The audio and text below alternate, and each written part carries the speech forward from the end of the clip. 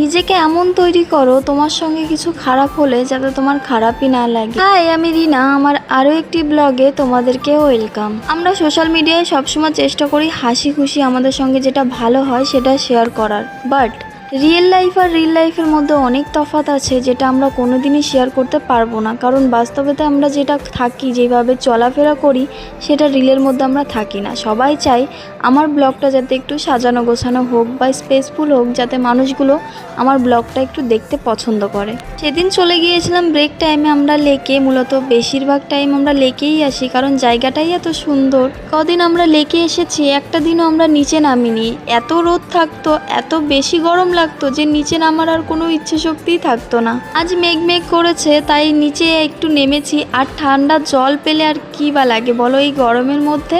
নিজেকে আর আটকাতে পারিনি, ওর জন্য সোজা আমি পা ভিজিয়ে দিয়েছি। এত ভালো লাগছিল, প্রায় 1 ঘন্টা ধরে আমি পাই ভিজিয়ে রেখেছিলাম। আমি যেখানে থাকি সেখান থেকে এই জায়গাটা 5 মিনিটের হাঁটা পথ। এত সুন্দর একটা জায়গা, ইচ্ছেই করে না যে ফিরে যাই। আর এদিকে ফুল আর ফলের গাছ, কি আর করার, যেতে তো হবেই, ডিউটিতেও যেতে হবে। তো চলো ভিডিওটা এখানে শেষ করছি, কেমন লাগলো জানিও, টাটা।